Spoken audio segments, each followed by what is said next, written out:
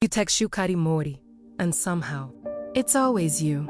If it feels like you're the only one holding this together, it's probably because you are. And that's not something you realize all at once. It creeps in, quietly, in the small things. The way you're always the one starting conversations. The way you check your phone, and there's nothing there. The way you wait, just a little longer each time, hoping they'll show up the way they used to. And at first, you don't question it. You tell yourself it's normal, that people get busy, that life gets in the way, that not every day has to feel the same, so you adjust. You give a little more, you reach out a little more, you become more patient, more understanding, more available, because you care. Because you believe in what you have. Because you remember what it felt like when it was real, when it was mutual, when to wing this about. But something changes. Not suddenly, not in a way that forces you to react. Just slowly, their replies get shorter. Their effort becomes inconsistent. Their attention feels divided, and you feel it. Of course you do, but instead of trusting that feeling, you question yourself. Maybe I'm overthinking. Maybe I'm expecting too much. Maybe they're just going through something, because the alternative is harder to face. That something isn't the same anymore. That the connection you're trying to hold on to might already be slipping away, so you keep going. You keep showing up the same way. You keep trying to bring things back. You keep putting in effort, hoping it balances out eventually. But it doesn't, because effort doesn't work like that. It's not something one person can carry for undipite notice. The imbalance, the silence, the distance that no one talks about. But you feel every time you're left waiting. Waiting for a reply, waiting for attention, waiting for something that used to come naturally. And that waiting starts to change you. You think more before you speak. You hesitate before sending a message. You wonder if you're doing too much or not enough. You stone beer, trying to find the right way to keep them close. But no matter what you do, it still feels one-sided, and that's the part that hurts the most. Not that things changed, but that you're the only one trying to fix it. The only one trying to hold on to something that no longer feels the same. And even though nothing has been clearly said, even though there hasn't been a real ending, you feel it, that quiet realization that you're not being met halfway anymore, that the effort isn't mutual, that the relationship you thought you were in is slowly becoming something you're carrying alone. And once that feeling starts to settle in, it becomes harder to ignore what's really happening. Because this isn't just about distance anymore. It's about something deeper, something you've been avoiding, something you're starting to see more clearly, whether you want to or not, because at some point, you stop asking what's wrong with them and start wondering something else, something that changes everything. And that's when you start to notice it, not in one big moment, but in patterns. Small, repeated patterns that slowly become impossible to ignore. You look at your phone and realize you're always the one sending the first message. You're the one asking how their day was, the one checking in, the one trying to keep the conversation alive. At first, it doesn't feel like a problem. It just feels like you care more. And maybe you tell yourself that's okay, because someone has to make the effort, right? But then it keeps happening, again and again, and again. And eventually, it stops feeling like effort, and starts feeling like responsibility. You begin to notice that if you don't text, nothing happens. If you don't call, the silence stays. If you don't show up, there's no one coming to meet you halfway. And that realization, it's subtle at first, but it lingers. You scroll through your messages and see the same pattern.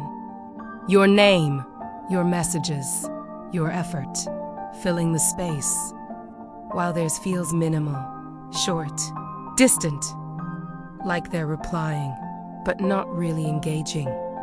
And that's when something shifts inside you. Because you're no longer just interacting, you're observing. You start paying attention to who's really trying, to who's really showing up, to who's actually investing in this, and who's just responding when it's convenient. And the more you notice, the harder it becomes to ignore, because it's not just about texting anymore. It shows up everywhere. You're the one making plans, the one suggesting things, the one trying to keep the connection alive. And when you stop for a second, just to see what happens, nothing happens. No message, no effort, no sign that they're even thinking about you the same way. And that silence, it says more than anything else ever could. Because effort isn't something you have to beg for. It's something that naturally exists. When someone deep down, you start to feel that difference. The gap between what you're giving and what you're receiving, the space between your effort and their absence. And it's uncomfortable because now you can't pretend you don't see it.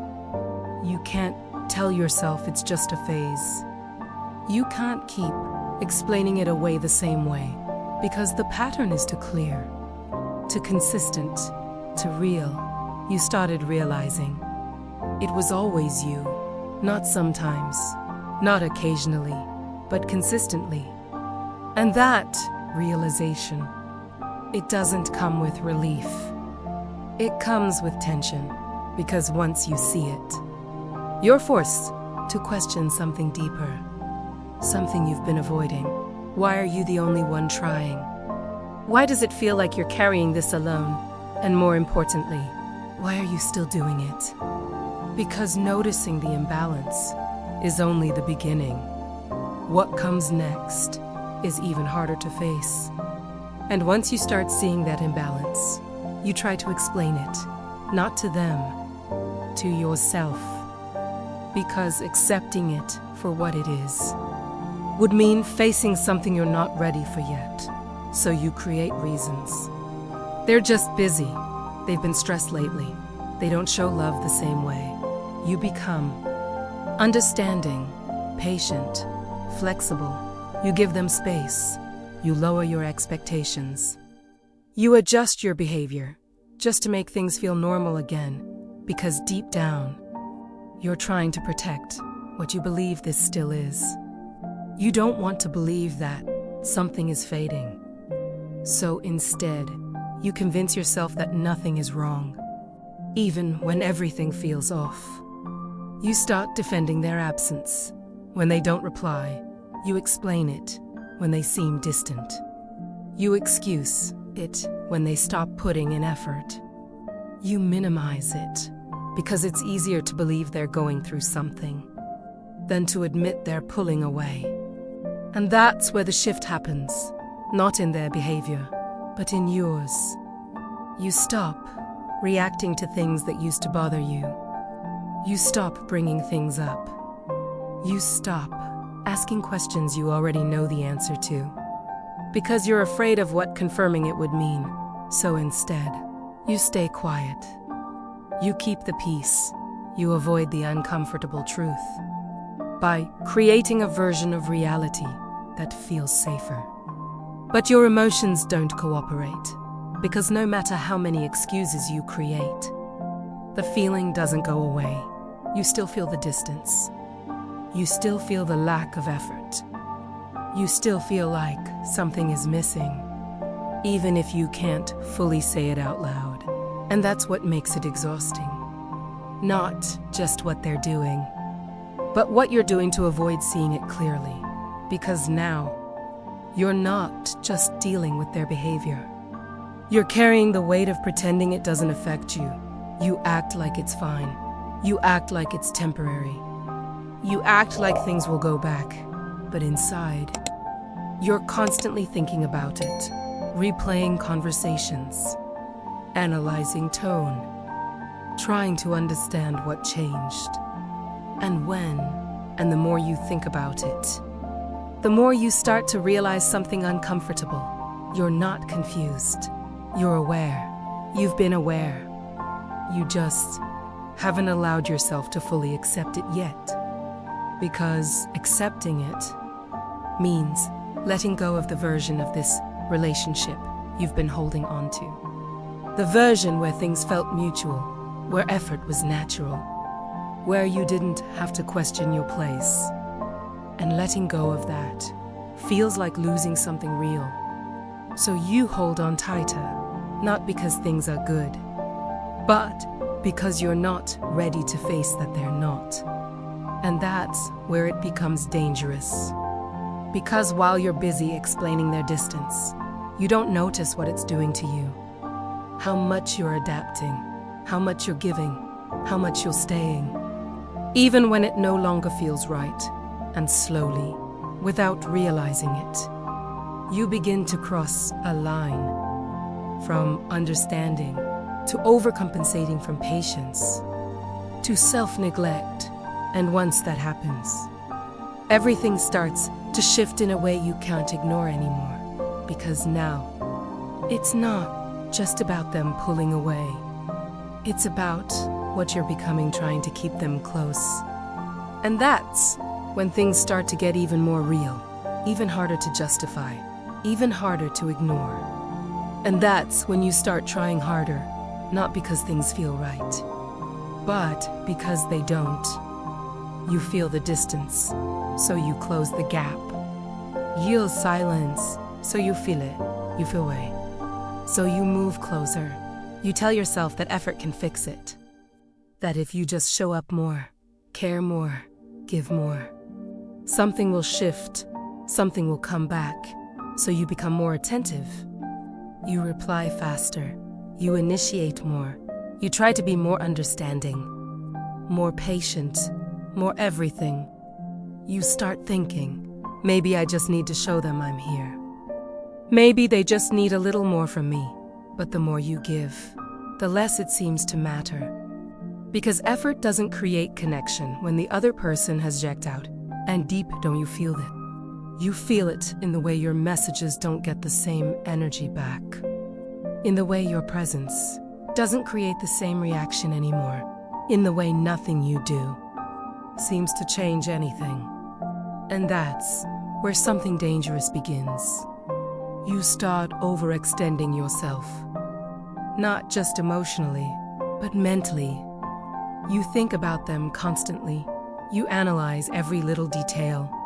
You try to find the right words, the right timing, the right way to bring things back. You adjust yourself over and over again until slowly you stop being yourself. You become more careful, more restrained, more focused on not losing them than on being real. And that shift, it's subtle, but it changes everything. Because now, you're not just in a relationship. You're managing one, alone. You're carrying conversations, carrying effort, carrying expectations, trying to keep something alive. That isn't being sustained from both sides anymore, and it starts to wear you down. You feel it in your energy, in your mood, in the way you begin to doubt yourself. Am I asking for too much?